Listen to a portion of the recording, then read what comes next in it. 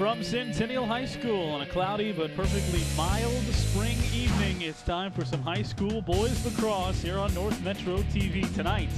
The 0-1 Mounds View Mustangs visit the Centennial Cougars, who are 2-1 to start this young season, though coming off their first loss of the season a night ago against Maple Grove. Good evening on North Metro TV. I'm J.W. Cox alongside John Haddon. And John, the Centennial Cougars, Mounds View Mustangs, a couple of teams that had vastly different experiences a year ago. The Cougars, though, off to a very good start, trying to improve upon their year from 2014. Yeah, it's been nice to see what Centennial's been able to do in their first 3 games against the Northwest Suburban Conference. And here are the latest standings. They got those first 2 wins Thursday and then Monday. Here just yesterday, they lost to Maple Grove by 8 goals, but it has been a strong start, and we know how good Maple Grove is, so no shame really there to drop an early season contest. All 4 of those top teams, and then throw in Champlain Park, who's just 1-0 playing the one game, who won this conference in undefeated fashion a year ago. Those teams can be at the top, and the Cougars trying to break in to that upper echelon of the Northwest Suburban Conference. They'll get a lot of chances to face those teams in their conference, but here tonight, John, the challenge is a Mounds View team that went to the finals of Section 5 a year ago, lost to a state tournament participant in their first game. Certainly a tough out-of-conference test. Yeah, that first game coming on Monday, a 7-3 loss to Matamidi. Mounds View just looking to bounce back. They've got a lot of players back from a very successful team a year ago, and they are just trying not to get too hung up on an early season loss like that. And they'll play in a tough conference, and they'll play through a tough section. Mounds View is a team that has gone to the section finals a couple of times over the last few years, certainly bringing their lacrosse program to the forefront. Centennial trying to do the same this season under head coach John Beach. They've got some seniors to do it, 9 seniors coming back to this Centennial team. Same thing on the other side for Mounds View. And John, anytime, any sport, you can get that kind of experience coming back, you're going to set yourself up well. Absolutely, and I think for the Mustangs, one of the advantages is having a senior in net in comparison to Centennial, who's starting a freshman here today. It's going to be a long journey for a young man like Matt Sanchez to make his way into being comfortable in net against varsity competition. So that is a definite advantage that the Mustangs have over the Cougars tonight. And on the other side, offensively for the Mustangs, there's a couple of players. One named a player to watch, and Logan McIntyre, a senior who scored quite a bit a year ago. He's part of a twosome for the Mustangs that can be very, very effective. Yeah, McIntyre and Vidjams is the other one. They were 2 of a trio with Hubish last year. They all scored 20-plus goals during the regular season. So 2 of them are back, and they're hoping to lead their team to a strong 2015 campaign. We said it was a pleasant evening, but we've got the siren going, so hopefully it stays pleasant the rest of the way. Though it is cloudy, should be good conditions for some spring action. As you see the Mounds View Mustangs, they were introduced to the crowd here. Again, Section 5, they went to the championship game, lost a year ago to White Bear Lake, who moved on to the state tournament. But the Mustangs trying to get over that hump this year and trying to get back on the beam with a victory over the Cougars. They'll have Stillwater area and Woodbury coming up. The Cougars, meanwhile, they'll have Irondale and Spring Lake Park as they dive right into Northwest Suburban Conference play. And back to the conference a little bit, John, it's pretty wide open as you look. I mentioned 5 teams that could be in the top half. Well, that means something goes wrong for any of those teams, they start to drop down, and that opens up space. There's a lot of parity as you take a look at these Centennial starters. The forwards, Horst, Hotch, and Schrantz. At the midfield, Lottie, Kirby, and Underwood. The defense of Jensen, Manning, Kranz, and Sanchez, as John mentioned, is in net with John Beach in the middle. So there's a mix there of the youth and some experience for the Cougars as they take on the Mustangs here today at home. They have been at home. That was a 6-5 win over Elk River. As you take a look at the opponents, Vidjams, McMurray, and Benson, the forwards. Corliss and Dieters at the midfield. Schwartz, Burnt, Swenson, and LeMay.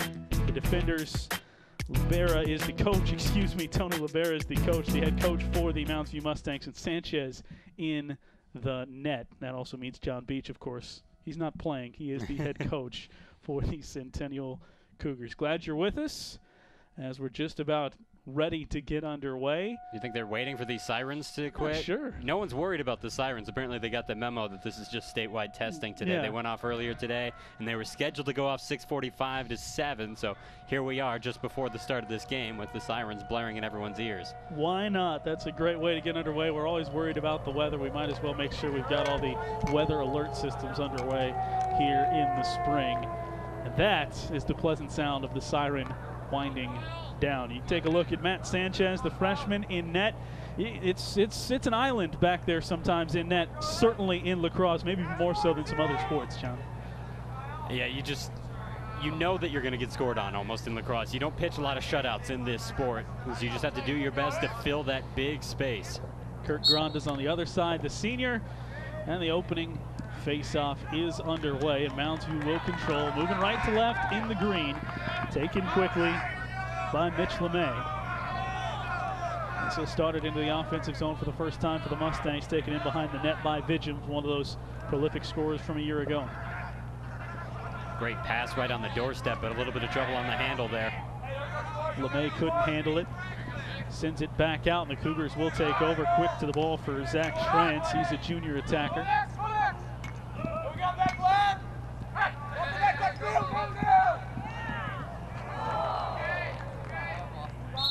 Pop out of bounds, and Cougars will maintain. Get to attack from behind the net. See Gronda there trying to get his defense set as he keeps an eye on the Cougars attacking from behind the net. Now back out front to set things up with Luke Krantz. Kind of waiting for things to develop. Fires it in, no more waiting for Krantz, and less than a minute in, he fires it past Gronda, and that's a 1-0 lead for the Cougars. Great strong attack, just starting at the top, and they had guys underneath trying to spread out the defense, and once he saw the lane from up top, he takes that long shot and swings it in. 59 seconds in. Maybe the Mustangs also thinking he was going to be a little more patient, but he decided to take that long shot. It pays off,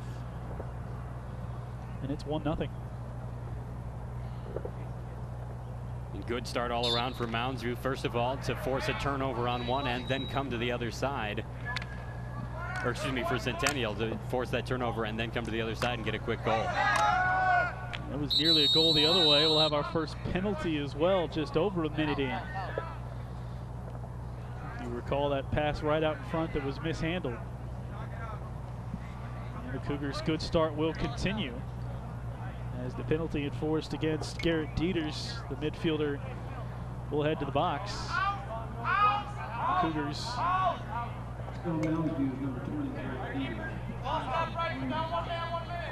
Cougars will have the advantage. Yeah, Cougars up one, now a man up. Got to work quickly in these situations, though. The penalties last so short.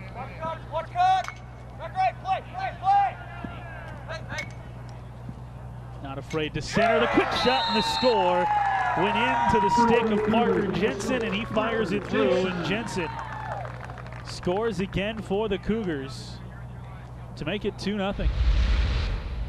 Minute 27 in. Yeah, I think these goals coming 30 seconds apart. Of course, this one thanks to the man advantage. So Crowns and Jensen combined for the 2-0 lead. And so far, it's the tough start defensively for Mounds View, and really they haven't had possession except right off the opening faceoff, and since that turnover, John, it's been all to our right in the offensive end for the Cougars. And it starts with faceoffs. This game, lacrosse, is so much about possession. If you don't have the ball, it's hard to force a turnover and get it back. But here, off the whistle, Mounds View gets the possession, everything back even.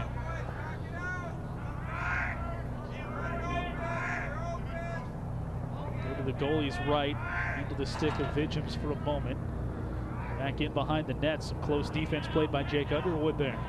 Yeah, they're really protecting behind the net strong after that first attempt came from right out front to center in the middle. Attack off the right side from McIntyre, and he'll fire it in.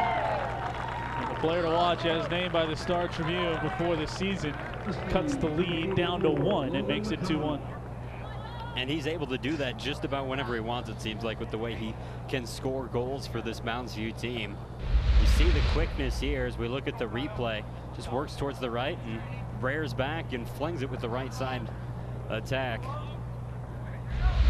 Showed some speed. We saw the first time in there, Mounds View trying to pass their way to an open look. He just sped his way in there. And another face-off, 3 goals scored in just a little over 2 minutes. The opening stanza here. Really bounced away from the Cougars. Able to control out of the stick first for a moment. And then it is forced a turnover. Dieters lost it, got it back. Fires it into no man's land though, and the Cougars come away with a gift on the stick of Margolotti. Long stick trying to pass it up ahead, but nobody was turned back looking for a pass. The attackers need to be heads up as to where the ball is. Blake Manning quickly into the offensive zone to set things up for the Cougars. Schrantz behind the net, reverses opposite side. Most of the successful scores so far, and we've had a fair amount in the opening minutes, have been from a long ways out. Manning will start his attack. Tries to shake a defender, and again, from yards away, he'll punch it in. 4 goals, 4 different goal scorers. As John just said, it's been the sniper shots that have been beating these goalkeepers so far at a 3-1 score in favor of the Cougars as you see it again. Well, and if you can get the score from way out there, there's no reason to get beat up going inside. You know, one time we had an opportunity inside, it went right off the stick of LeMay and ended up as a turnover. That looked like the prettiest play. It just wasn't finished off. Instead, it's these long shots from the outside that are getting the job done. If we have a goal every 30 seconds throughout the course of this game, it's going to take a long time. Face-offs aplenty. No wonder they can be so important, as you mentioned. This time, the loose ball picked up by Dieters on his long stick. He's had some trouble handling that back out of the zone. And he does pass it ahead to Chase Corliss, the senior midfielder from Mounds View.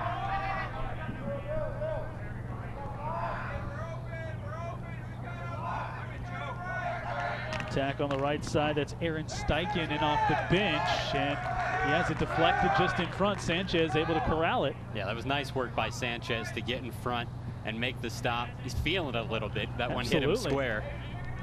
It's the other part about being a goaltender. If you do make the stop, you're going to feel it for a while.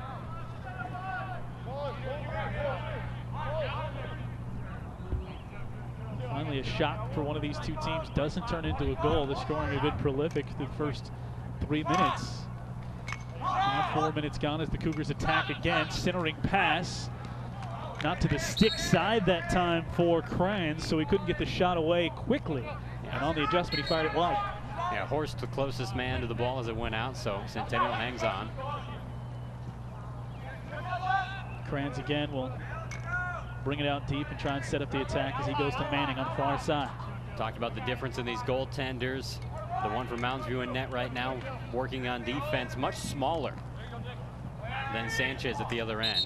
Ball was loose, and a great job by Granda that time to reach out and smother it.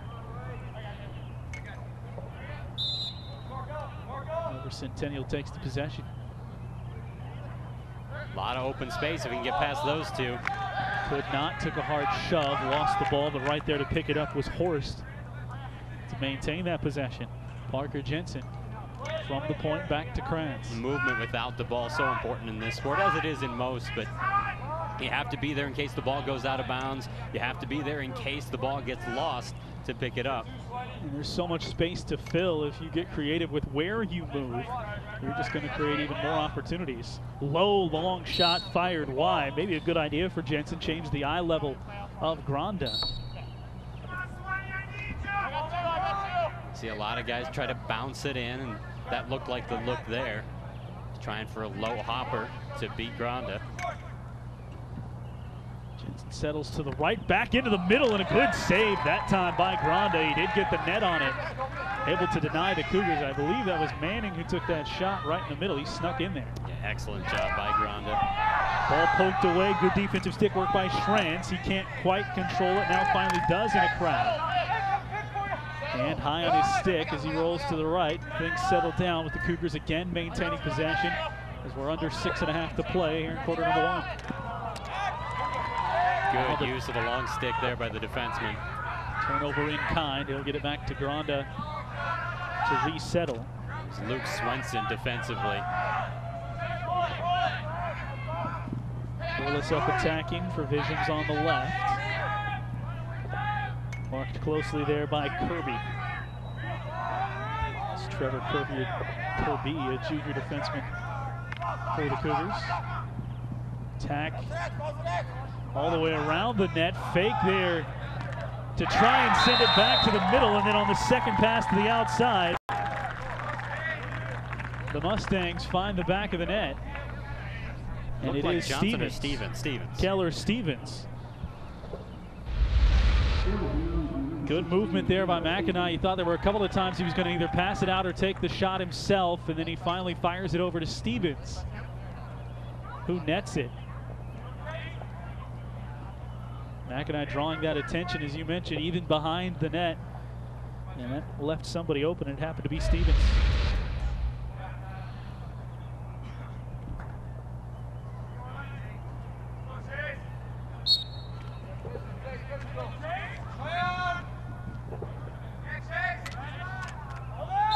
Back to a 1-goal game. It was 2-1. Quick holding call. After the faceoff was won by Moundsview, then they get it again. 4-2 advantage for Moundsview in faceoffs early on, that they trail on the scoreboard. A couple of key turnovers. Some hard checking right there, led by Kyle Cordell, who comes off the bench for the Cougars. Sanchez in traffic, able to get that ball away. Good sprint up the right side for Nate Radke.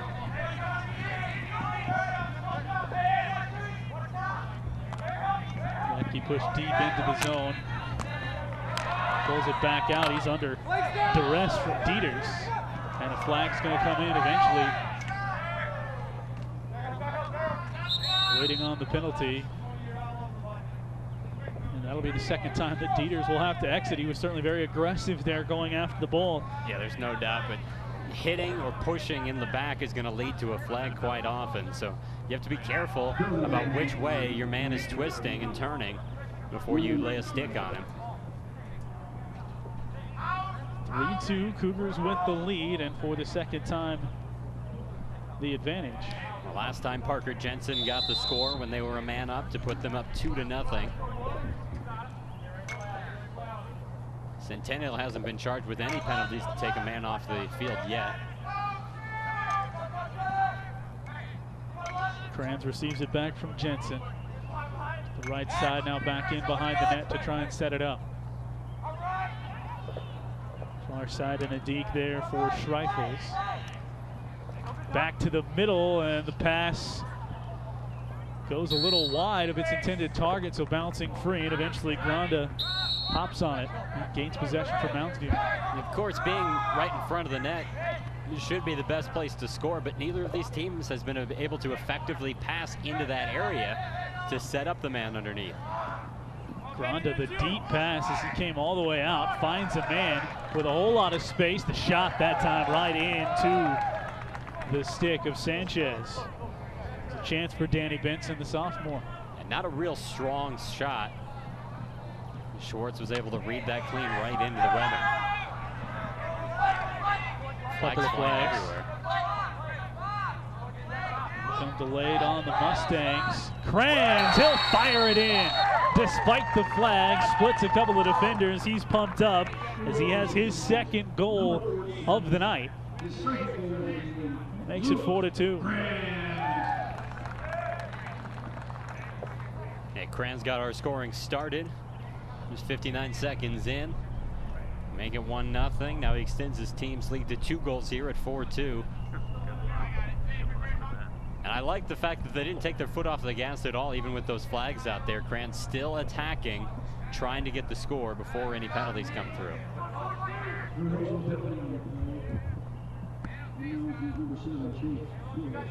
It's Chase Corliss, who was whistled, and will be off the field for this face-off. Mounds are going to miss their senior middle fielder for a bit, but they do win the faceoff to get back on offense. McIntyre fires it back in behind the net for Benson. Bring it right back out and fill the spot where McIntyre was. Gets a bit of a screen from Visions. Rolls it right side for McMurray. Big screen there, a lot of contact, and that's going to go against the Cougars. Visions continuing to try and attack, spins his way forward, now back behind the net, little open space. That might have caught a piece of the post there off the shot from, that was Visions, excuse me, from McIntyre. Yeah, just about every player on the offensive end of the field there was on the far side, the goaltender's left side. And so the one man that was over there for Mounds was able to sneak around and get a quick attack off, but he missed wide. Not by a lot, but wasn't able to put it home. So the penalty on the Cougars with that contact prior to that.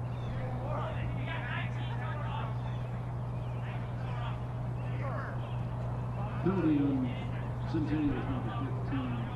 Kyle Cordell. For the time being, both teams a man down. Cordell for unnecessary roughness there.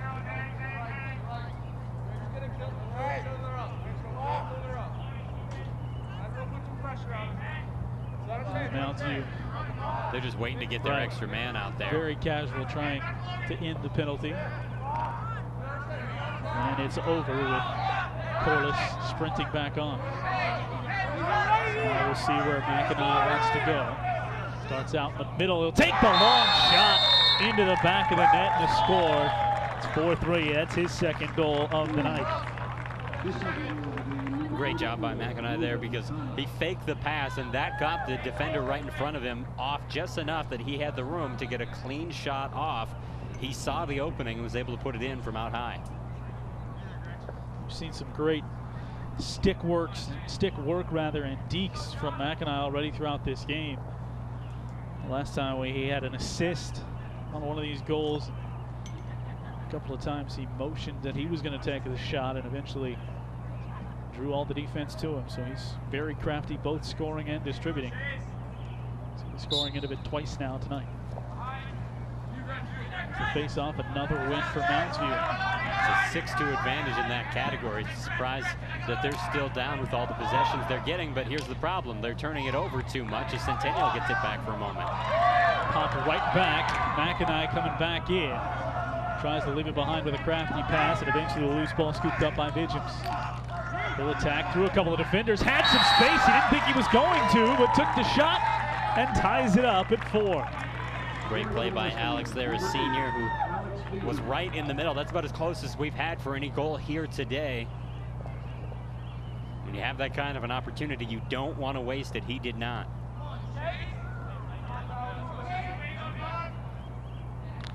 So tied at 4. Vigens' first goal of the game.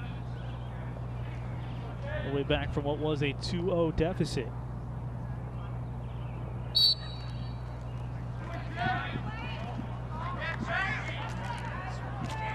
Cougars again have trouble with the face-off, and again it'll be Mounds View who wins it. Grady Bendula comes out of the pack. Up ahead for Vigens. Flurry of goals early in this game. It was 2-1, just over 2 minutes in.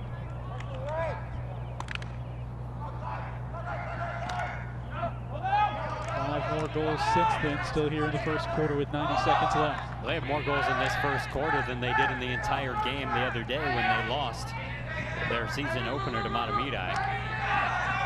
So already showing they're a stronger team. The offsides. Luke Burnt got a little too aggressive there. The defensive end. No one had dropped back to fill his spot defensively. That was more product of just turnovers going back and forth there. He saw it on the ground, scooped it, and started to run. Didn't have enough space. Need to get rid of it right away after he picked it up. Can the Cougars answer 2 straight goals by the Mustangs? Not conference matchup here tonight. Both of these teams with some high aspirations. Good move, low shot was deflected away before it could even get towards the net. Jensen didn't end up with a lot of space, and now quickly back the other way. That smothering defense of Dieter's doing it again. McIntyre to Vigems. Vigems avoids some defense. Low shot was scooped up by Sanchez. Really like the work that Sanchez has done here as a freshman. We said that inexperience could be a downfall for him, but he's done excellent work. A bump there, and Mark Lottie loses the ball out of bounds. Vigems playing both ways. Quickly against Sanchez, and again he turns the shot away. He had Benson bearing right down on him. So 2 great saves, and as many chances. We're under 20 seconds to go in the quarter. Mounds View trying to take their first lead of the contest. They're opposite the clock, so they got to be aware of what time is left to get something off, or they can hold to get possession at the start of the next quarter. No shot yet from Corliss. Moves back to the middle, and they won't get the shot away. So a good close to the quarter from the Mustangs. They scored the last 2 goals after the first 2 goals of the quarter went to the Cougars. And after all the flurry of scoring, after 1, we've decided nothing. We're tied at 4. We've got more high school lacrosse coming your way live here next on North Metro TV.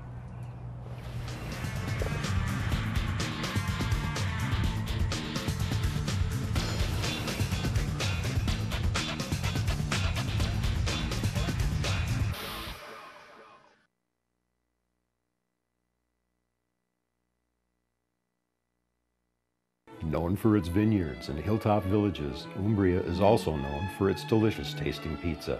Made traditionally from the finest ingredients, Umbria Pizzeria will make you taste the difference, smell the love, and transport you to Italy. La cena è pronta.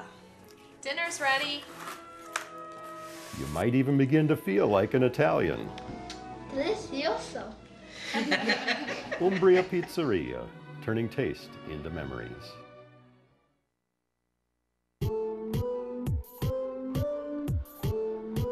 Back on North Metro TV, a 4-4 tie after the first quarter. And referees don't usually carry the sticks during the match. They're looking at different things, but they have looked at the stick of one of the Mustangs, and it looked like it belonged to Matt Gretsch. And they were examining that during the break. They've given it back to him, so I guess it all checks out, but there's a lot of those specifications. Well, and they grabbed a stick from each side, so it's hard to say which player was the one they were checking, but they were checking against the other teams. Good For point. Centennial, it was Cole Ahrens who had the stick. So one of those guys, they were questioning the stick, wanted to make sure it was the proper length. Both looking at long sticks, and it's what you normally see a defender carry. Occasionally a midfielder or someone who will transition between the two will have, but you don't see them on the offensive end of the field very often for a lacrosse team. The length and the depth of the pocket there as well. Tougher, as we've seen a couple of shots with the long stick. It's a little tougher to control that for accuracy. We've seen some passing miscues with those long sticks as well. But we've also seen some good takeaways by the defense, and it gives you that much more reach. So 4-4, each team had a run of 2 straight goals unanswered. We traded goals for a good 7-minute stretch there. Each team answering the other in the first quarter. Now it's the Mustangs who have scored twice in a row to tie this game at 4. They've never led. Cougars had the first 2 of this game. Opening face-offs dominated by Mounds View, but the Cougars will take this one as we switch ends now with the Cougars in white going right to left. So maybe it was the end that was the big factor. I mean, Centennial started out strong, but I think the last 4 face-offs of the first quarter all went to Mounds View. Mounds View cleaned things up to a certain extent, not turning the ball over. That was their big issue, allowing the Cougars to have possession and get that 2-goal lead early. Pass out in front, the shot by Hodges. Dieter stopped it, and now Dieters picks it up. So he's been taken out a couple of times for penalties, but I've liked a lot of the things he's been able to do. I think his coaching staff might say, all right, we'll take the couple of penalties, just keep playing aggressive, because a lot of times that aggressive is still going to be legal. They didn't come away with the clean possession. Another shot, this time deep fired, might have caught a piece of the post on its way in. And what a bullet from Colin Hodge that time. Nobody was deflecting that one. Good to see the senior put his team back in front for Centennial. They haven't trailed in this one yet, so they don't want to fall behind. Getting that opening faceoff was big. Now converting on an opportunity. That one started low, and he just swings it upwards, reminiscent of a hockey shot there, starting from the bottom and coming towards the top shelf. 59 seconds into the game they scored. Now 51 seconds into the second quarter they scored to take a lead yet again. First goal of the night for Hodge. Kranz scored twice for the Cougars. McIntyre scored twice for Moundsview. Ball was loose and picked up. Moundsview thought they had a turnover, but call goes against them, and the Cougars will take over now with Hodge cycling it back to the middle. Blake Manning running the offense at the point with Kranz. I was wondering if this second quarter we would see the same kind of pace, and yeah, we got another goal in the opening minute. On track for a very high scoring game, even for Lacrosse right now. Kranz threw a couple of contact checks and fires it wide. He was looking at the net the whole time there. The guys behind him, with Kranz missing that shot, makes it so important to establish position behind the net, so when the shot does go wide, you hang on to the ball. It's not who throws it out of bounds, it's who's nearest the ball when it goes out. Manning the shot. This time it's steered away by Granda, and off of that attack we'll have a flag in the ensuing scrum for possession. Very solid save by Granda. And it's going against the Mustangs, so they've been the heavily penalized team here tonight. Nick Schwartz into the box. Got somebody with an elbow. Centennial 1 for 2 when a man up. Of course, the second time they were a man up, about midway through, a penalty was called against Centennial, so it evened things out. I believe that's their only penalty of the game against the Cougars. Now the Mustangs spent more time in the box. Space. Thought that was an opening for a shot. The second time it will be taken right into the body of Granda. And he's able to corral it. That was a bullet out of the stick of Colin Hodge again. Yeah, all he had to do was be brave enough to take a ball in the belly there, and he was. Let it hit him and was able to cover up right after that. So now really for the first time this quarter, we look the other way with the Mustangs on the attack. Visions working his way into that goalie right side. Now all the way in behind the net with possession.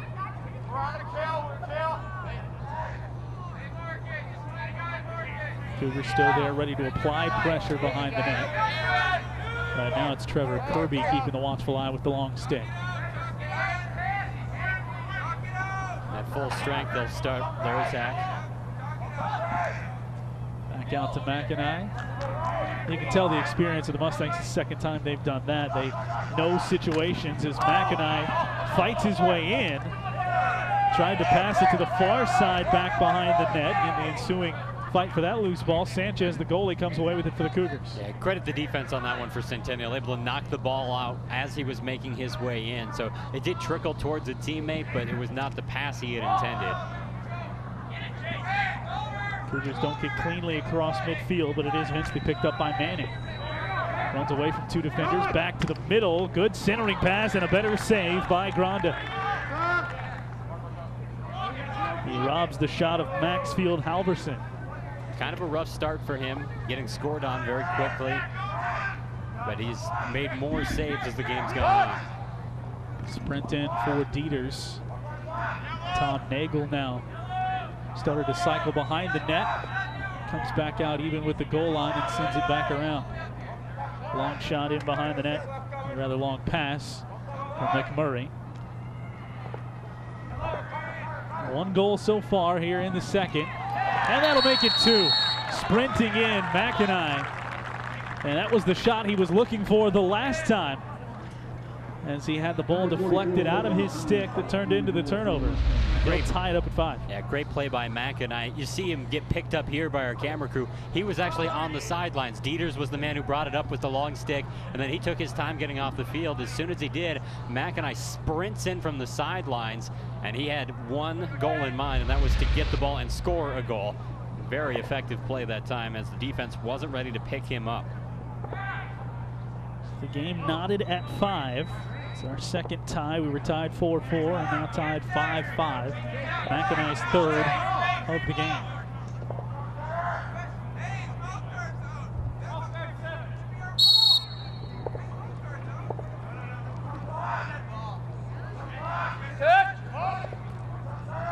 Face off, the ball just awarded to the Mustangs due to an infraction against Centennial.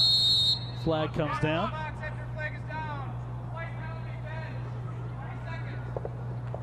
And that looks like it's a penalty coming from the bench. I think there was some question from the Cougar bench as to why that face-off was awarded directly to the Mustangs. So they'll pay for it with a penalty. That's 30 seconds though. A lot of times with arguing with the ref, you can pick up more than that. So they will send Jeremy Horst to the box to serve that penalty. And we'll see the Mustangs with the advantage for 30 seconds.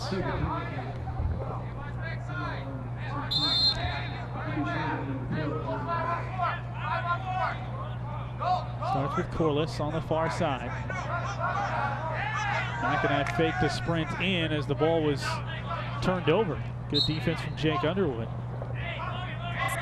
And we'll come back to the Mustangs as it cleared midfield.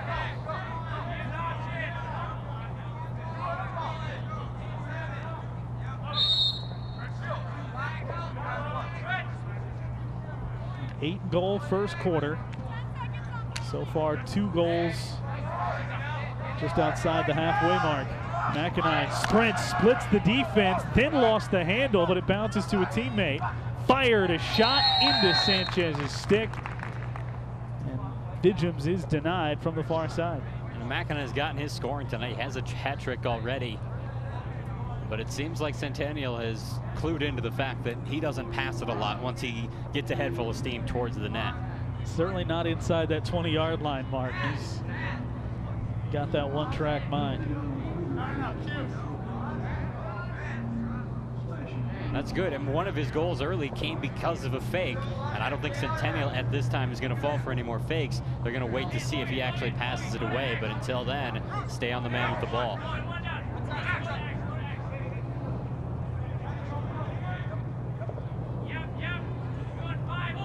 The referees are getting themselves positioned along with the players.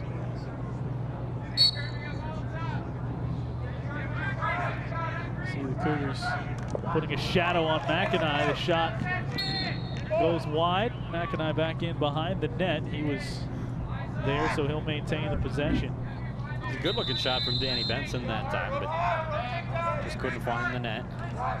Back in front, quick try, sails wide, bounces out, stays again with Mounds view. Even more of a hard angle shot there for Corliss. Just got to get out in front, give themselves a better angle. Speaking of in front, somehow Keller Stevens sneaks free right up front. And he's found with the centering pass, and Stevens has his 2nd goal of the game for the Mustangs, and it's the first lead for Mounds View. Here with 6:38 to go in this 2nd quarter. See another look. Just snuck in front, avoided a fallen player at his feet. Puts it in the back of the net. But Stevens is a guy who had a nice game in their opener this season. Not a lot went right against Mahtomedi on Monday, but that was a solid game.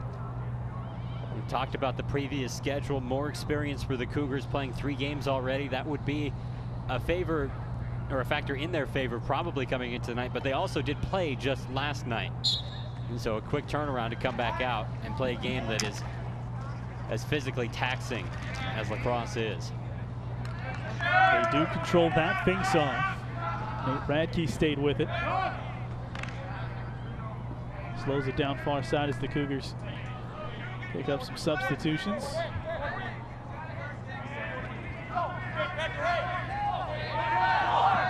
Hodge from the far side finds a cutting Kranz, who fires it in and beats Granda. Kranz, his third goal, just like that. Tied at 6.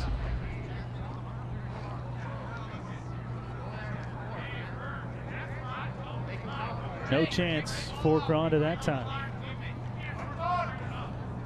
3 now for Kranz, so high scoring continues, and it's been the usual suspects. I mean, Stevens has 2. We mentioned Kranz with 3, McIntyre with 3.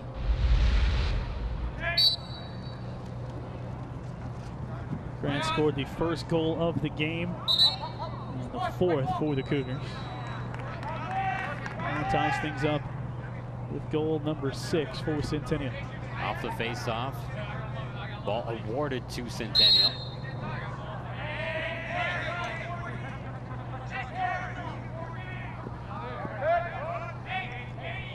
Manning settling it down. Not a lot of pressure on him there as they were waiting again to get Kranz back in. Back to Manning in the middle. Tries the little deke and fires it on one bounce. Corralled by the stick of Granda. Saves are about even between Granda and Sanchez so far. They've impressed in different ways, I would say. Although a lot of goals have been scored for this point in the game. Granda fires it ahead. He's shown the tendency to get those big clearing passes. There's some defensive stick work with the long stick and a shot that bounces high, trying to go low for Garrett Dieters. It's hard to get too tricky with that long stick, and you don't have the control that you want to get cute with it. Dieters, one of those midfielders you mentioned that can sometimes use that long stick. And the Cougars maybe in a bit of a lull there. Great move from behind the net for Stevens. He finds Colin McMurray, and it's a lead again for Mounds View at 7-6.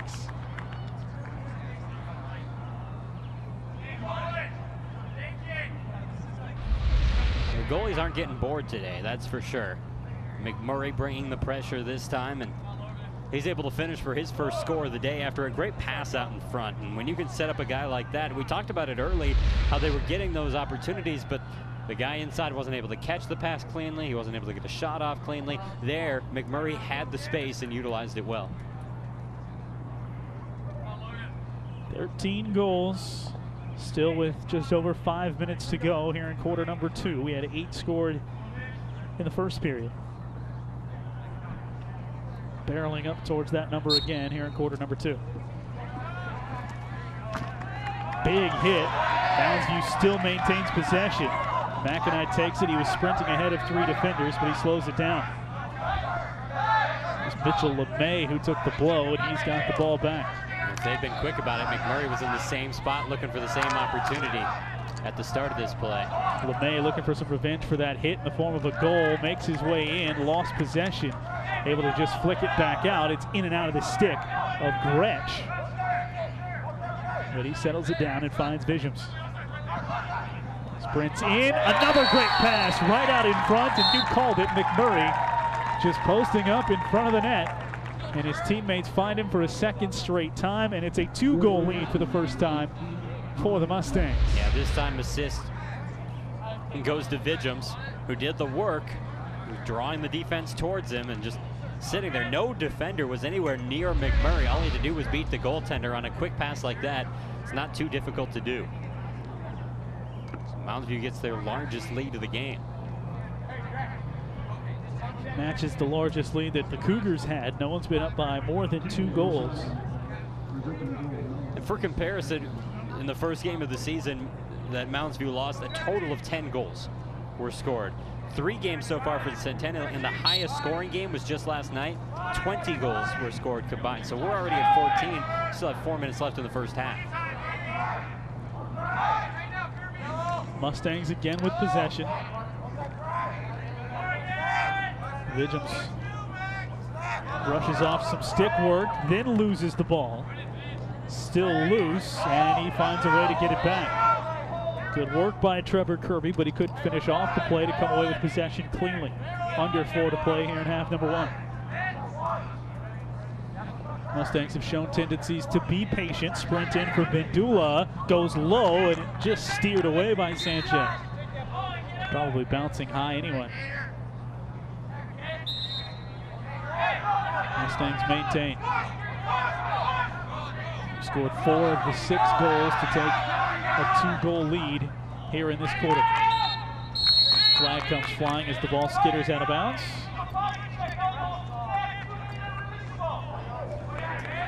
Body check. The elbow work in there as well, called on the Cougars. Rather, called on the Mustangs, excuse me. No, I was right the first time. It was on the Cougars. We get our first timeout. So plenty of time to sort that out. So the Cougars on their heels a bit to close the first quarter. John, and you talked about it coming into quarter number 2. The Mustangs really seemed to have the momentum. Their only hang-up through the first quarter was turning it over. Now they've been much more solid with the ball here in this second quarter. Even though face-offs are fairly even in the second half, if you don't turn the ball over, then you're eventually going to score with it. That's just how it is. And so they've done a good job of getting scores and getting a couple of new guys involved. You know, McIntyre's gotten his, Stevens put in another. But to see McMurray pick up the last 2, and those have been the separation goals, goals 7 and 8, to give them the 2-goal lead, utilizing that guy underneath right on the doorstep. So they're scoring in a variety of ways, and that's allowing them to push the lead. So it's an 8-6 lead for Mounds View, and your eyes weren't playing tricks on you there a moment ago. That graphic did say Sports Den is still here for the spring season. That'll be on Tuesdays at 6. Replay times and on demand at northmetrotv.com. So keep an eye on your lacrosse, both boys and girls. We've got boys tennis, softball, baseball, all on the docket over the coming weeks. It's a quick season that runs by fast. Luckily, the weather seems to be cooperating. This season can get even shorter if you run into a few delays and cancellations. Both of these teams getting a fair amount of games in, as you see Matt Sanchez, the freshman goalie. He's made a few big saves, but again, goalies on either side are certainly giving up quite a lot, and to the tune rather of 14 goals so far with just 3 minutes to go in the half. You mentioned the weather earlier on today with the sirens we had at the beginning, but today and all week really, this has been the time to get your spring sports in. And when I pulled up here to Centennial High, I think softball was going, baseball was going, tennis was going, lacrosse was playing their JV game before we got set with this varsity game. So everyone's taking advantage of this weather. It's the ultimate strike while the iron is hot season. If it's a good day, you better find a way to make it count. Off the timeout by the Cougars, Visions takes a quick shot. Sounded like he got a piece of the post that time. Stays with the Mustangs as they'll cycle it back out. Another one of those fakes from McIntyre. Right side in front. That did get a piece of post as it deflected back out off the shot of Stevens. Mustangs maintain. Visions far side. Coming up on 3 minutes to go in the half. Yeah, they're working in pretty tight right here with the man advantage. Hey, right this side, right here. Penalty just before the timeout for the Cougars. Stevens corrals it on the right side, goes back to the middle for McIntyre. He couldn't handle the pass. Or rather, McIntyre did pick it up. It was Mitchell LeMay, who's been on the ground twice now, taking a couple of big hits. He took another as you see this recent chance. It got a little post, got a little bit of the stick of Sanchez.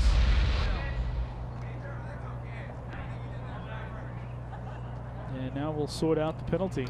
Well, LeMay's going off, but he's the one who went down to the deck hard. He's just leaving because he's a little shaken up. So it'll be assessed to the Cougars and Trevor Kirby, so they're now 2 down. 4 defenders out there. And Sanchez. So a key moment here. This game's never been separated by more than 2 goals. Still a lot of time to go, and both these teams have shown the ability to score in bunches. But if you're the Cougars, you don't want to get too far behind this Mounds View team.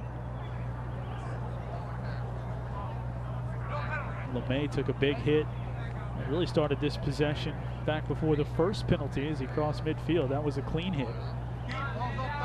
This one deemed. Well, now Kirby's back behind. out there. He did go take a knee for a moment. So now there's only 1 man off. 6 on 5. Long shot early from McIntyre. Mustangs will keep it.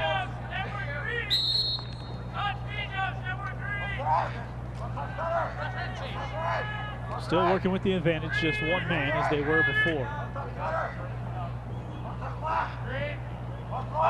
Gretsch has been the distributor on this near side high, looking for Stevens. Now Gretsch dives in towards the net. Instead, the pass was out looking for McIntyre. Rolls past midfield. Cougars a chance if they can pick it up, and they do. Maintained by Schrantz. So just a sigh of relief to get it out of the offensive zone of the Mustangs. Now they can just hold and try and burn clock. You know, it really seemed like Mounds View was struggling against that zone defense that was put on. And anytime you're a man down, you're going to revert back to that zone defense to try and squeeze in close to the goaltender and protect as tight as you can. Just cover an area. Schrantz was looking to get the shot away. And he had the ball poked out, whistle and a hold. Cougars maintain. A little surprised to see him get that aggressive, still being a man down. And you also don't want to be called for stalling. You have to make some kind of effort. Manning deked. As we're back to even now, Manning deked like he was going to dive in. Held it back out knowing the penalty time was short. Each team got a goal when they were a man up in the first quarter, but neither team's been able to convert here in the second quarter at any point. Pass out and behind the intended target. Hosh couldn't catch up to it before it rolls out of bounds, so it will be a turnover, and Mounds View gets it back. Corliss bounces off a couple of Cougars, finds his way down the field. Lobs it up ahead for Stevens. And the Mustangs and Coach Libera want to talk about it. With just over a minute to go here in the half. And they're clutching a 2-goal lead. Well, it's been about 3.5 minutes since we've had a goal, so we've really slowed down towards the end of this first half.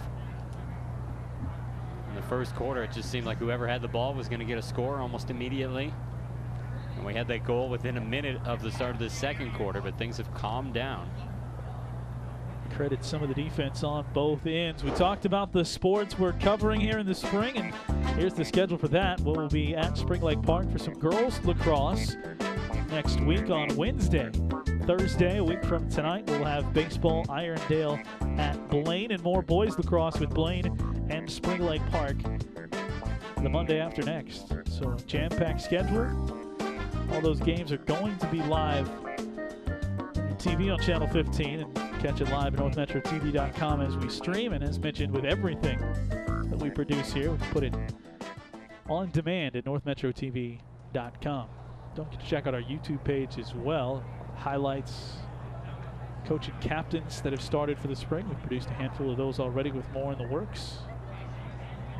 And of course, as mentioned, those highlights that you'll see on SportsDen. So an 8-6 lead for the Mustangs. Again, the officials doing some obligatory comparisons of the sticks. Luke Krantz gets his back. It's a timeout call by the Mustangs. Each team is taking a timeout here inside 5 minutes to go in the half. Mustangs with possession, trying to set up how they want to attack. See if the Cougars keep some of those zone principles going that they had when they were a man down, or if they revert back to a little more tighter defense like we've seen.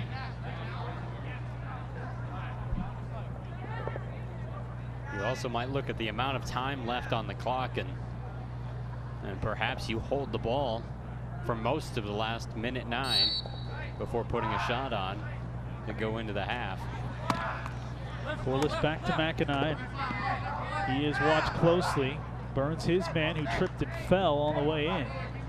Mustangs not shy about getting it in. And the shot was spiked down into the deck by Vigils, but recovered by the Mustangs as we go under a minute to play. It all started with a drive and pass from McIntyre, so he has gone away from just being somewhat of a black hole. Stevens trying to set up an angle. Instead, he leaves it back for Corliss. Mishandled it, so lost a little bit of time going back, but that doesn't necessarily hurt them. LeMay from straight ahead, beats his defender, has space, fires it in. Sanchez was able to get the stick on it, couldn't corral it, so Stevens picks it up. He's in behind the net as we go under at 20 seconds, and a flag comes flying.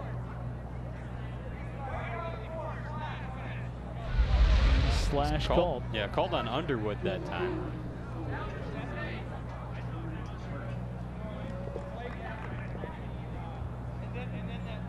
So Underwood, you see just there, as Stevens started to go in behind the net.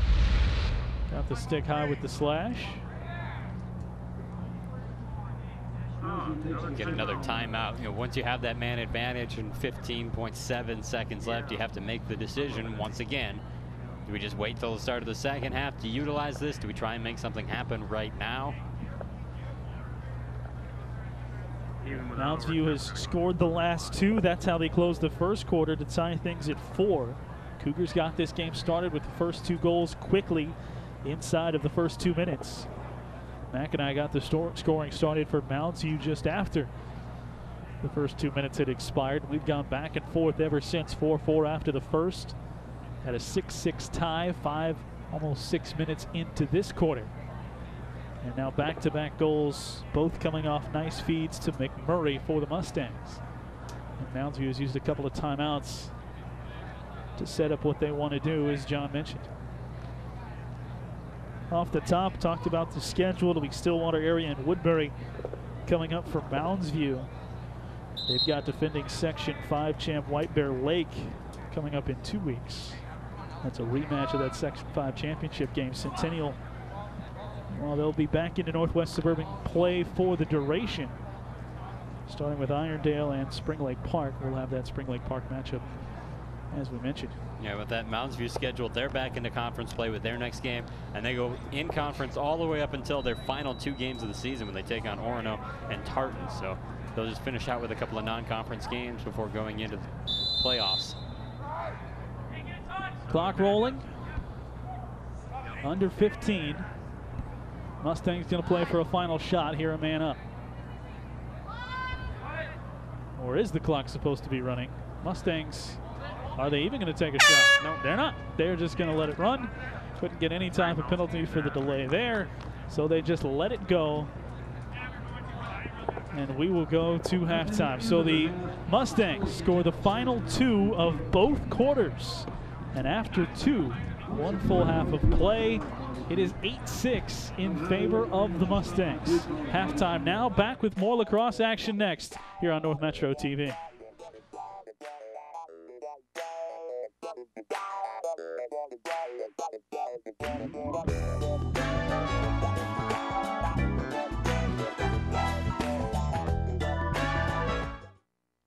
Lino Lakes is the gateway to the metro area, just minutes north of Minneapolis and St. Paul. Conveniently located on I-35W, this growing city still maintains its North Country feel.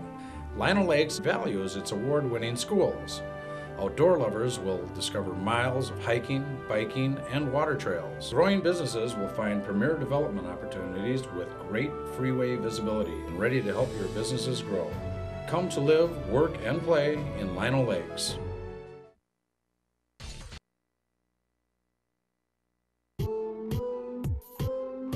Back on North Metro TV, an 8-6 lead for the Mounds View Mustangs after 1 half of play, and a couple of different players with some prolific scoring. John, it started with Luke Krantz, got the scoring started for the Cougars, and he wasn't done. Scored twice in the first quarter and a 3rd time in the second.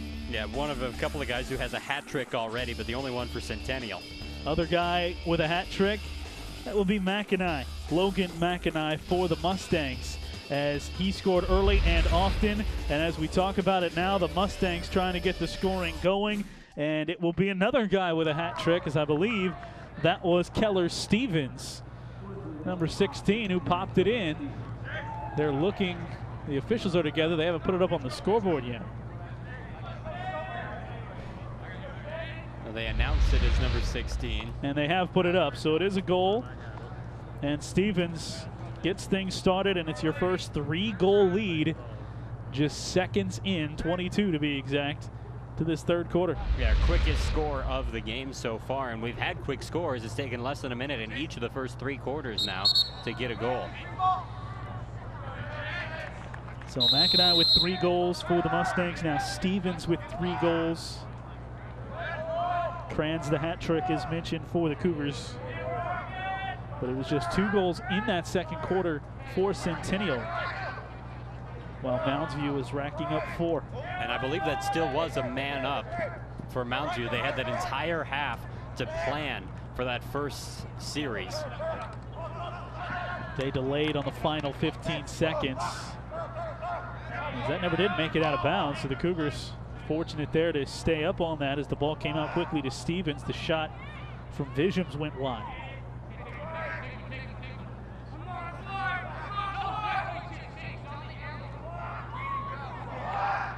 Corliss working it around the outside, now goes into the stick of Bendula. McIntyre directing traffic from right in the middle of the action. 3-goal lead for the Mustangs, trying to even their record at 1-1 after they lost to Matamidi in the opener. And a flag. And that's going to be another penalty on the Cougars, so they were very careful early. But now Joe Kuntz is sent off. That'll be another man advantage for the Mustangs.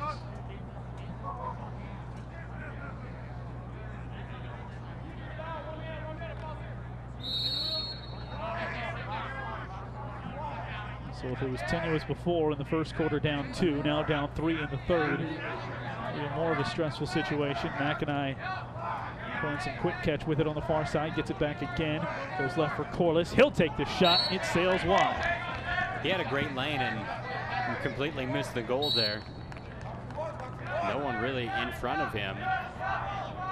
Stevens retrieves, cycles it back out to McIntyre. A fake there, then the bullet of a sidearm shot curls inside the near post. And the barrage continues. 4 straight goals scored by the Mustangs to take the 4-goal lead. And that's another man-up goal. The advantage you have, if you can pass it quick enough. First you see the one that was no good with Mustangs and Chase Corliss coming on the attack. And McIntyre was able to do what he's done all game long. Now 4 goals in this one. Mounds View dominating the face-off game to start the second half as well. And that's not going to help the cause of the Cougars. About even, as you mentioned, late in the second quarter. They were deficient on that end in the first quarter, and now off to a rough start on face-offs here in the third.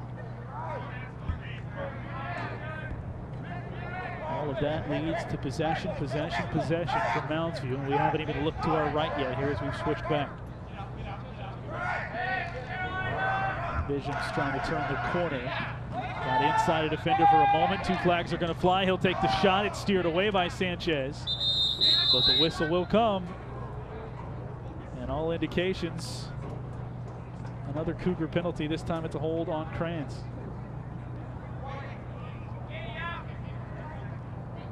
Discipline was a big part of Centennial being successful in the first half. But the percentages that teams shoot a man up in lacrosse are so high that you need to be pretty careful. It's not like hockey where even the best teams on the power play still score only about a quarter of the time. It's more the inverse. They will score 3/4 of the time. Officials getting together, I think, on who's serving this. And initially they had Joe Kuntz in the box, but they'll send Trevor Kirby off now.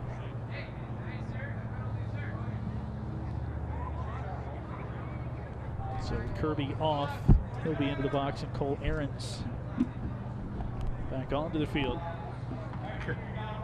There's a lot of space anyway in lacrosse, side to side, certainly compared to what you're working with hockey. This is the goal early in the half. It was McIntyre's goal that made it 10-6, and now right again with a man advantage, another goal for the Mustangs.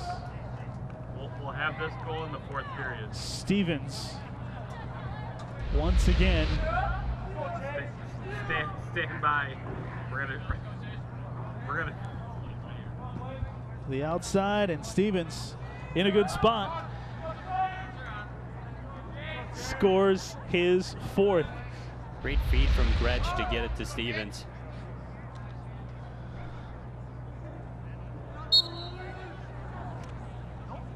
So that's a sixth straight, make it a fifth straight now.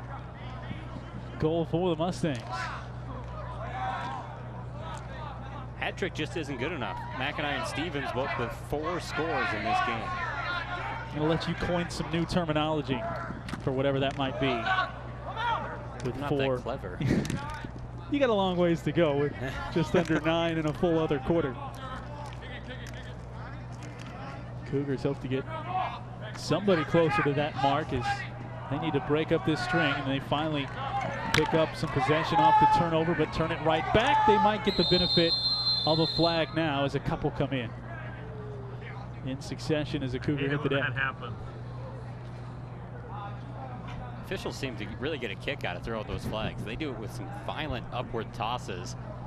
Of course, you don't want to throw it laterally towards someone. The NFL taught us that many years ago, but that straight up in the air throw is probably safe. Get a lot of height on a lot of those. So there were 2 penalties, a body check and a slash. I love watching how officials put their own stamp on a game. Baseball's the best, but the strike call, right, and the strikeout.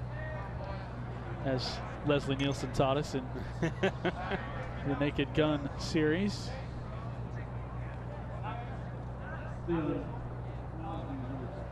Game also the only evidence that Reggie Jackson played for the Angels at some point. I don't even know most people would even go with that.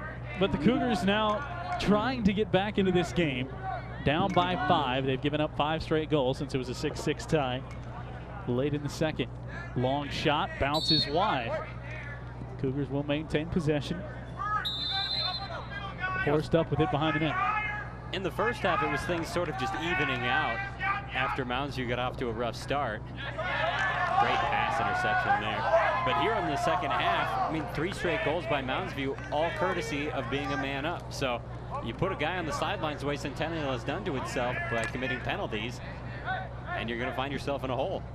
And they were in a hole to start this second half, so just keep digging deeper. Swenson had the takeaway that turns into this possession. Mustangs have been fairly aggressive. We agreed there could be teams that might be a little more methodical as that pass sails wide from Bendula. Gives the Cougars a chance to get it back. But now we'll see if the Mustangs, with that big lead, go into a little more of a clock-killing mode. Do get possession back with Gretsch. And he settles it in. Finds the 4-goal man, Stevens.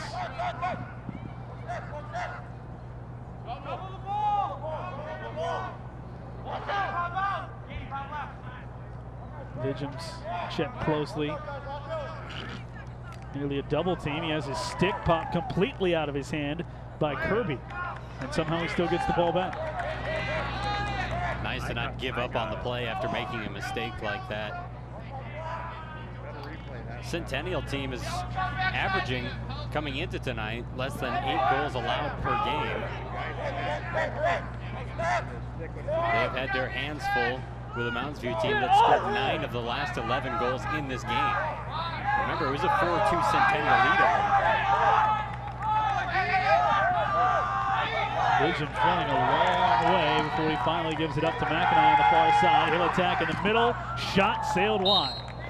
Visions is going off on a change anyway. He was tired after all of that running. McIntyre knows how to run. It's that north-south look. Just go right towards the goal and let it fly. He's not been afraid to do just that. He's come away with 4 goals, as mentioned.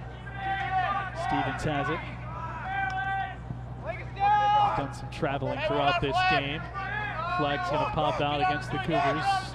Delayed coming up. Stevens looking for a sure pass. Got it to the front. Deflected away, and now the whistle. Benson got the shot away, but might have been deflected en route, and another Cougar penalty. Yeah, when a holding call. And holding's been one of the more common calls we've had. Back to Vidgems and his trek, first without a stick, but as you mentioned, kept after the play and won the ball back from Kranz. It's a lot easier to pick up your lacrosse stick, and it's natural, I think, for us, especially here in the state of Minnesota, to compare the sport that's lesser known to folks to hockey. But when you drop your stick in hockey, it seems like it's such an ordeal to get it back up. But here, Vidgems had no trouble getting his stick in stride and then going right to the ball to pick it up on the move. Stopping on a dime is much more of an option in lacrosse than it is, as there's a shot that goes off the post, than it is on the ice. You almost never see someone get their stick picked up unless there's a whistle. In the course of play, you're pretty much done. And mostly, if they do try it, it's a defenseman who's behind the play, and he just takes off one glove so he can pick it up clean. Mounds View controlling this third. It's been the only scoreless quarter so far for the Cougars. And the Mustangs have put up 3 goals of their own to expand their lead to 5. They're being very patient now that they have the lead. And a sizable lead. McIntyre tries to pop it up to the middle, and he misfired, but unfortunately nobody home. All the defense was sucked in towards the front of the net by that action. There's a big difference between a 5-goal lead and a 2 or 3-goal lead. Goals can come in a hurry in lacrosse, but at 5 goals, you know you've got an opportunity to milk clock. Hitching with quite the spin through 2 defenders, but again going away. And both officials eventually see it. All 3 officials saw the hit to the face. It'll be delayed. Another penalty flag is down. Now another. I think there's 5. And finally, the whistle's going to blow to stop this play. It's like that magician who keeps pulling the handkerchief out of his mouth, and there's just one after another. I didn't know those guys had that many flags. Exactly. 5 fly. Are we going to get a replay of the flags here? First, it started with this almost inadvertent with this check in the face after the spin. Here it comes. Yeah. So that drew the first. Yeah, it didn't look like he went right for the face. It kind of glanced off the stick and then up into the face. But that drew the first 3 flags. And then 2 more came on separate plays. So I think there were a total of 3 different plays that led to flags flying. And there's 2 guys down in the box right now for the Cougars. And so from bad to worse, certainly. They've had trouble playing a man down. And so 2 down is even going to be more of a dicey proposal. And it is a 5-goal lead right now. Could quickly change. Yeah, it's hard to imagine. And it did seem that Mounds View was taking their time and kind of milking the clock. It's hard to believe that they're going to do that again here with a 2-man advantage. Do you think they could milk it with a 5-goal lead? Well, if they come out quick and score here, they can really milk the clock. This is the back end of that penalty barrage, and that's finally what stopped the play right there. Hard check by Josh Gulzow, excuse me. Yeah, that one completely upending Benson.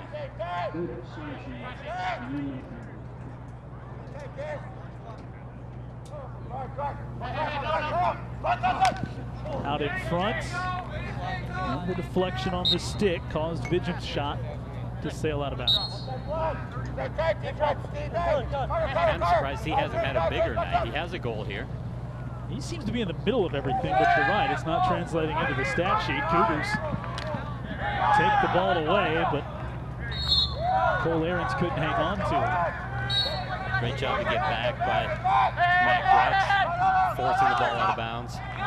Shot goes into the stick of Sanchez. The Cougars again come away with possession, but first a whistle. And they're going to take a timeout to talk about it.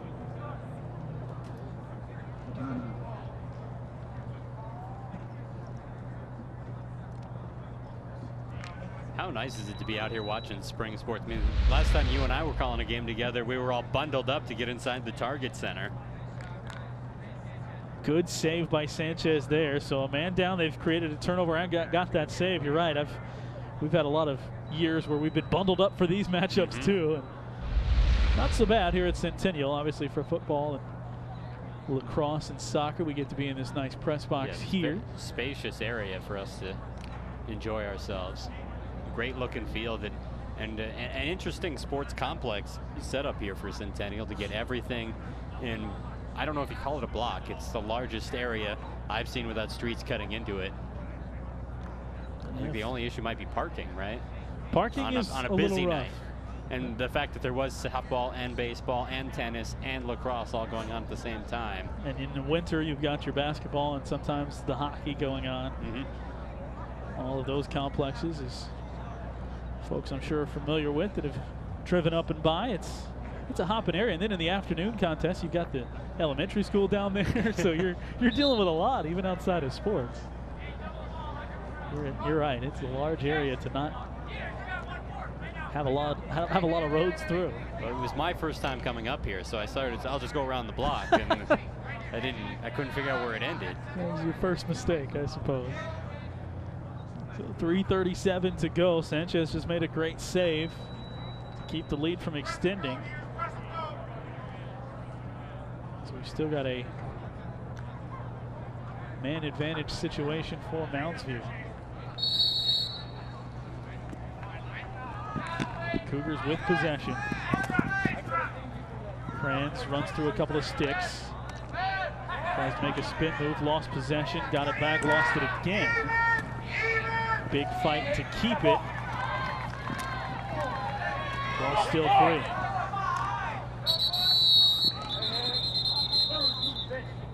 Eventually a whistle with Kranz down on the deck and a lot of sticks flying at it. It's interesting to see how aggressive a defense will get when they're a man up, just trying to get that ball back, whereas typically guys are given a fair amount of space, maybe not in the midfield area coming up on the wings, but guys are given space to kind of work with possession of the ball. But when you're a man up and you don't have the ball, you feel pretty safe just hacking away and trying to knock it out, and it's exactly what Moundsview was trying to do there. So back to even though now. Cougars with possession. Kranz back up off the deck, starting to attack. And just as John was saying, the pressure once they got to the 30 there was a little lighter. Under 3, Cougars need to start their scoring and their comeback right now if it's to be tonight. It's been about 15 minutes of game clock time since Centennial got a score. Centering pass, tips off a stick. Last 5 goals all by Moundsview. Good defensive work from Dieters for Moundsview to get possession back. And we'll see back even if they stall things.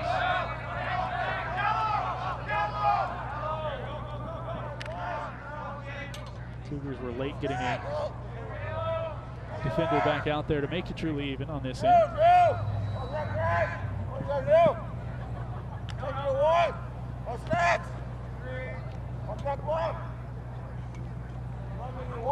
Eight goals in that first quarter, 6 goals in the second period, just 3 goals here in the third quarter thus far. So it was a fast-paced start to the game, but everything has slowed down. Mustangs with a lot of time in behind the net. Playing catch back there.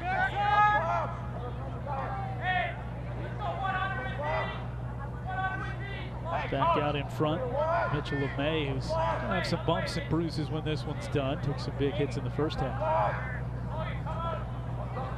Not alone in that category, certainly. Corliss tacks in, had a lane. Turns it back as he gave it to Vidgems and gives him a screen. Vidgems splits a couple of defenders, fires the shot that goes wide. He is working really hard to come up empty so often. Again, just 1 goal in this game. Considering that he's got 2 teammates that have 4 goals apiece, it's a low-scoring game for him.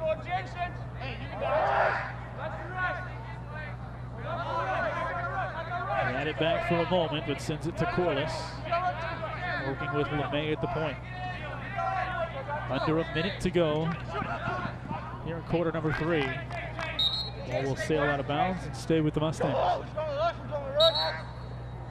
Again, you can get stalling if you don't come on the attack, and right now Moundsview doesn't need to attack, but they need to make it look like they are. And if you can send it wide and have your guy behind the net ready to take the ball from out of bounds, that works too. Corliss dives in, pretty good looking attack, and he finishes it off with a goal. First for Corliss.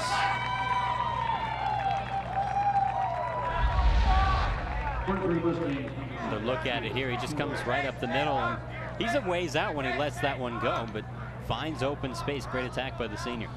They had brought McIntyre back in, and maybe using him as a little bit of a decoy there in the middle of the offense. He's been sucking some defenders to him. Corliss, instead of potentially a pass, fires the shot and scores. It's our latest score into a quarter. Gives us our 4th goal here of the 3rd.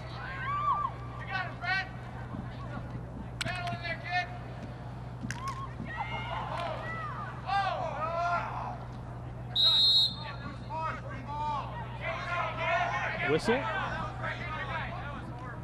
It's coming back to Moundsview. Cougars getting a quick change in there.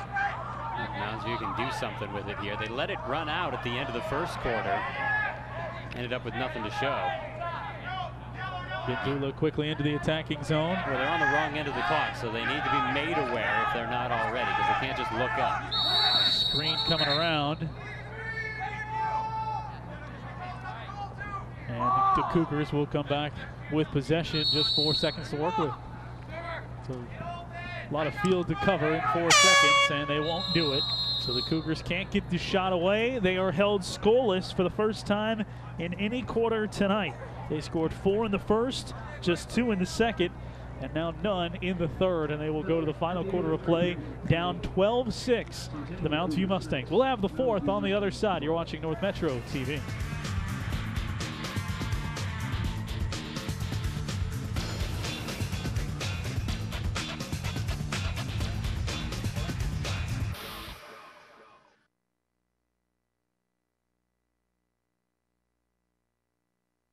Known for its vineyards and hilltop villages, Umbria is also known for its delicious tasting pizza. Made traditionally from the finest ingredients, Umbria Pizzeria will make you taste the difference, smell the love, and transport you to Italy. La cena è pronta. Dinner's ready. You might even begin to feel like an Italian. Delicioso. Umbria Pizzeria, turning taste into memories.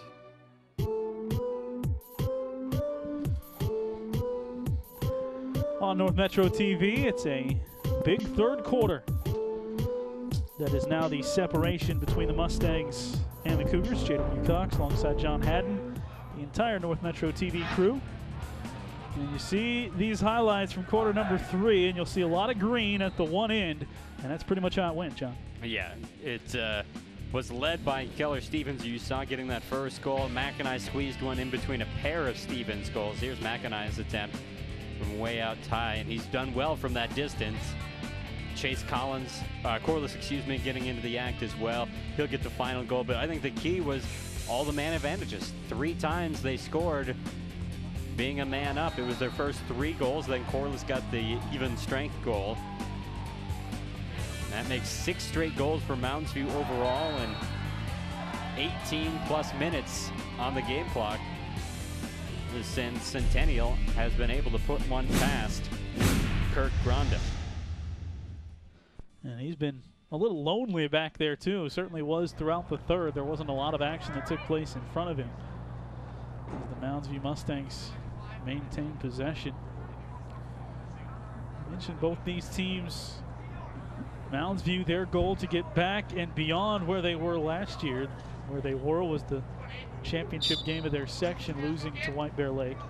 They'd love to get a state tournament berth. The Cougars looking for a winning record and see what they can do in postseason play. It's kind of ever-expanding game of lacrosse that seems to grow a little bit with each passing year. As the shot was fired wide by Manning.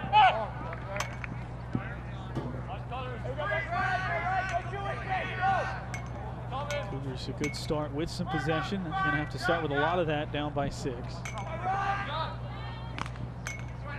Spin move for a little space, and the shot fired wide by Hodge. Just this year, a couple of club teams are turning into State High School League sanctioned teams. One of those in Spring Lake Park, or excuse me, in St. Louis Park. The other SLP. Mounds View comes away with the turnover. And they'll look to attack for the first time here in the 4th. St. Paul actually turning 2 club teams into a couple of high school league teams as well. One made up of all the players from private schools in that metro area, and the other from the St. Paul Public School. For a lot of people, it seems like a natural fit. For a lot of guys who play hockey, it's another big team sport. You know, a fairly large roster. You can get in and get playing time, keep your conditioning up, and work on a lot of the same skills, even if you're not on skates. And a lot of these teams, to your point there, John, they have the numbers. This isn't true across the board, but they have the numbers to put together a JV team and maybe a B team, and that allows everybody to get some game action. We see most of the teams still originating out of the metro area. Right. A few teams farther up, but without the establishment or the proximity to established teams, it can be tough for some of those far out schools to participate.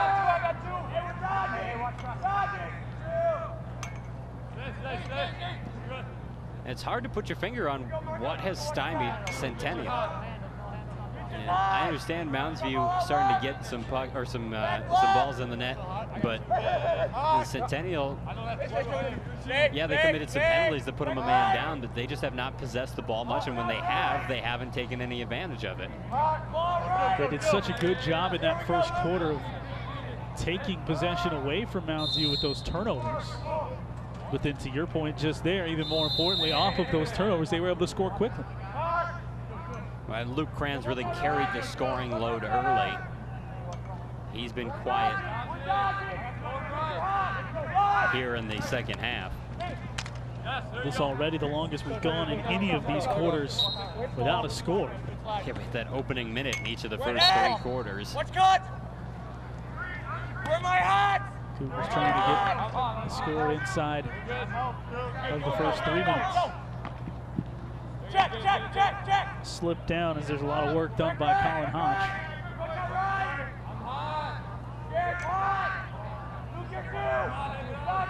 You can certainly see, though, John, that there's a couple of established playmakers with Mounds View as the shot is deflected away in front of the net. Cougars just haven't really been able to establish that. You mentioned Kranz, who carried that scoring, but outside of him, there's not a go-to guy that they can get the offense through. It's tough to be a one-man band against a team like Mounds View because they have multiple guys who can do what Luke Kranz has done for Centennial tonight, and we've seen it in Logan McIntyre and Keller Stevens largely.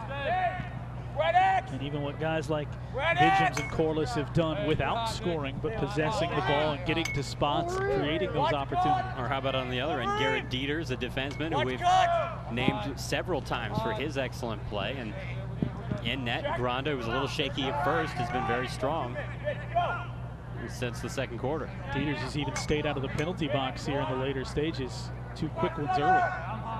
He seems to be more effective when he's on the field than much more.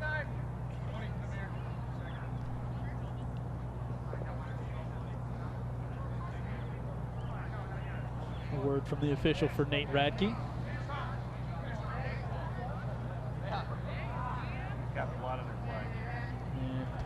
And a blood issue there for Radke. Shows up real easy on those beautiful white jerseys they have.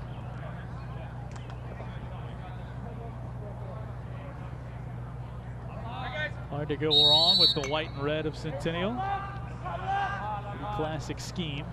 Cougars, though, haven't scored since the first half. They've possessed it for much of this fourth quarter.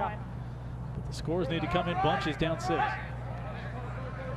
Good cut to the middle, but the pass bounces in behind, and Mounds View easily comes away with the turnover. It's Dieters again across the center line. Vision takes over. Dieters will head out of the attacking zone. And we'll see the Mustangs' fourth quarter strategy for the first time. Imagine it'll be very similar to what their late third quarter strategy was. Visions. They were real slow at the end of that third quarter. Not really taking a lot of shots. Content to run around. Gretsch on the outside.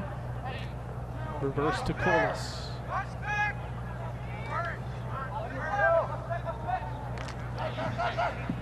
High bouncing shot, and he let go, well, held on to a little too long and spiked it into the ground as we're under 7 minutes to play. Yeah, just an easy pick play right at the top to give him the space to get the defender off. The shot wasn't right. With that little leap, that's a heck of a highlight there if he can make that go. He's got everything you'd want. Goalie's coming off. It has really seemed today. Sorry, they're just switching goalies there. Yep. It seemed like today that those shots from high, trying to bounce them down towards the ground, have not been very effective. Instead of getting low right near the feet of the goaltender, which should be one of the toughest places for him to make a save, they're bouncing 5-10 yards in front and then bouncing high and over. So no real threat there. Some of that could be the point in the season in which we are. They're not quite into a rhythm with all of their shots, not the whole repertoire. Nice steal there by Dieters, and now he leads the attack. Not afraid to get into the action with that long stick offensively. Shot fired, that time low, and again bouncing, but again off target. With just over 6 minutes to go. Good effort that time by Stevens to beat the goaltender Sanchez. They were the two closest players, and he turned on the Jets to make sure his team maintained possession. It's now Max Gully, the sophomore, who's in net for Mounds View. So Grunda, excuse me, has put together quite a back end of this game, allowing just 2 goals after the first quarter. See if Centennial actually notices the change and can take advantage maybe of a less experienced goaltender, or one that is at least cold from sitting on the bench all night. If you're Centennial, you don't want to go 2.5 quarters without a goal to finish out this game, even if you might not be able to pick up a W, which is not out of the question. Certainly stranger things have happened in Lacrosse, but you at least want to feel a little better. You were feeling good after the first quarter. Vidgems sprints in from behind the net, had his shot deflected, and it's picked up by Schreifels. Plays it back to Sanchez, perhaps dangerously there, but Sanchez able to get it out. In some ways, maybe this game not as important because it is a non-conference game, but they want to be right going into that Irondale matchup on Monday. It's a good litmus test, I think, against a team that's been deep in postseason play for Mounds View, to see what kind of team they have out there for the Cougars. And they've at least seen that they can compete. Need to stay out of the box, and they'd be, one would think, even closer. But under 5 here, just the 4th game of the season for the Cougars, in grave danger of going to 2-2 after winning their first 2 contests. McKenna with quite the move to beat the first man. He's bumped off by the second, so he dumps it in front. And the shot, how about a 5th goal for Keller Stevens? 4th is something more than a hat trick. 5th, we might not even try to name. That's your first goal of the quarter. Beautiful decision by McIntyre to find Stevens in the middle, and a great finish past the defender. Yeah, at the very start of this game, the Mustangs tried to work that ball right underneath. It was turned over a couple of times. They ended up in a hole, and they went out to the high shots to get themselves back in. But since it's been a close game, they've been able to work it in down low to guys like Stevens. It's really paid dividends down there. 7 unanswered for the Mustangs. Quick shot by Manning on the fresh netminder. Sails wide.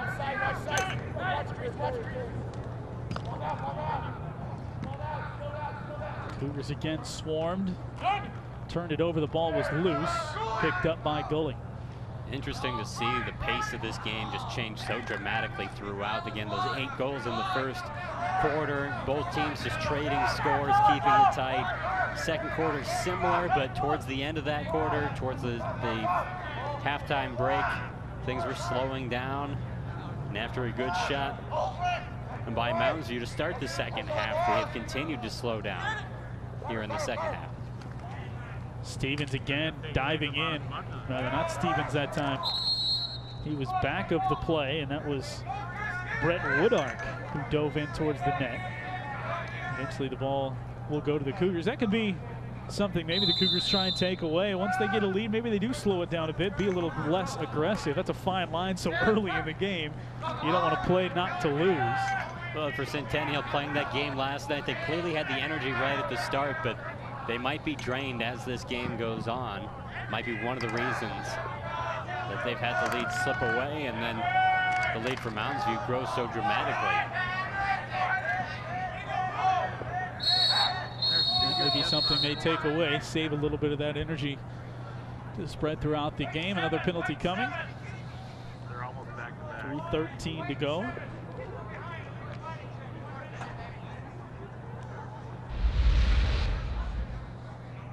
It's been a physical game throughout, both clean and not so much clean.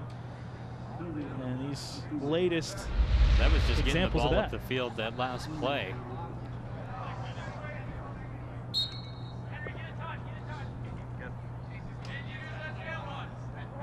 Clock spinning down towards 3 minutes to go.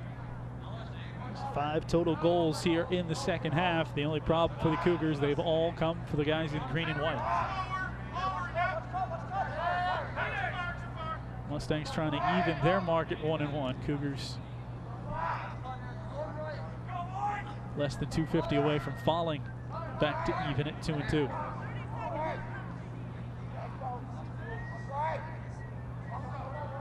Barring a turnover on a pass like that went too far to become a turnover, it's picked up by Bendula. Barring a turnover, the Cougars may not even possess this ball that much in the final 2.5.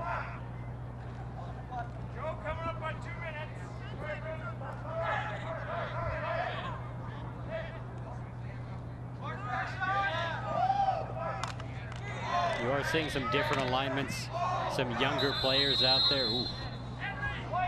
The Dula hobbled there as the flag came in. It reminds me of basketball a little bit, not this particular hit that you're going to see that gets him gimpy, but the way when a game gets kind of out of hand, the starters slow things down and they milk a little clock, but eventually they're taken out for both sides and the JV comes in, and suddenly it's a competitive game once again. Not nearly as pretty, but a competitive game once again. I think that's what we're starting to see here with some of the bench players getting in. They are looking to attack. They're trying to establish themselves and show what they can do on the varsity level. And it goes back to something you mentioned talking about growing lacrosse. It is a deep bench and a deep roster, 29 listed on the roster for the Cougars, and that's pretty much the varsity or the depth of the whole program that they have there. It's another reason. I mean, Dieters has been in the game throughout, but now he's basically running the point with that long stick out at the top. So it's not just guys who don't see playing time, but it's putting guys in different roles, setting them up for different situations. You never know when that unfortunate injury might come and someone's going to have to step into a new role. And Dieters throughout the game, he's had his chances offensively. That just adds to his versatility and his dangerous nature as a player. If he can become even more proficient with that long stick offensively, he picks it up and he'll get another chance here. Moves it off for Gretsch, who's done a good job in sort of the distributing area in that offensive end throughout the game.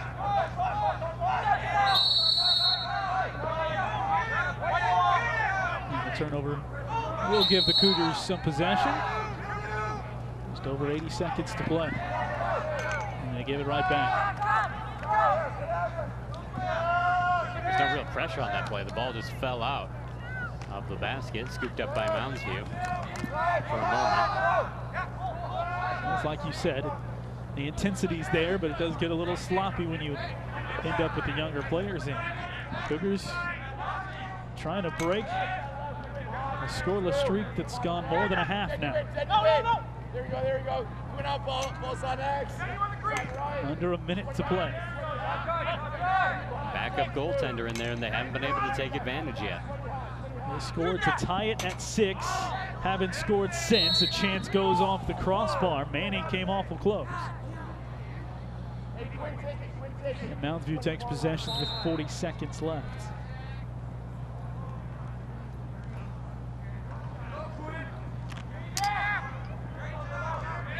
Since the fourth quarter ended tied at 4, you can do the math yourself. A 9-2 game.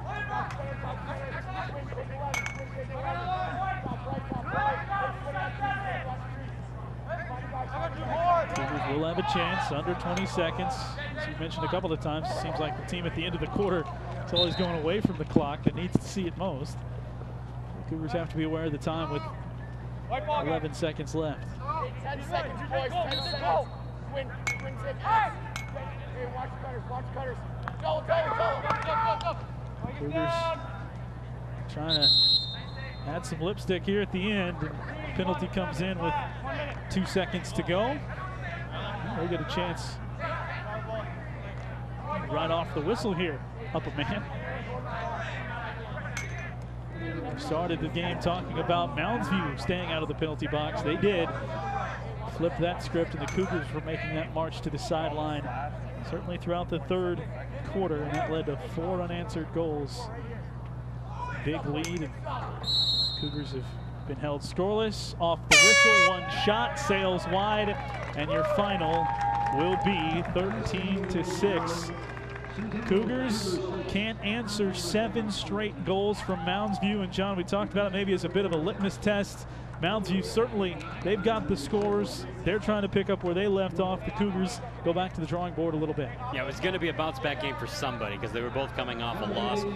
For Mounds View to bounce back against Matamidi after that disappointing loss to start the season, now they get themselves a win. They can head back into Suburban East play and try and get themselves back toward the top, which is where they feel they belong. Centennial, there's work to be done. They've now lost back-to-back games, sitting at 500. So Centennial has some time until Monday to get ready for Irondale, and they're going to want to utilize it and take some lessons from this one, certainly. 4 goals for Logan McIntyre, 5 goals for Keller Stevens, 3 goals in the losing effort for Luke Kranz, and your final score once again, 13-6. Mustangs are now 1-1. Cougars now 2-2. Don't forget to check North Metro TV for all our upcoming coverage, plus replays of everything we produce here for our entire crew, including my partner John Haddon. I'm JW Cox. Have a great night, everybody.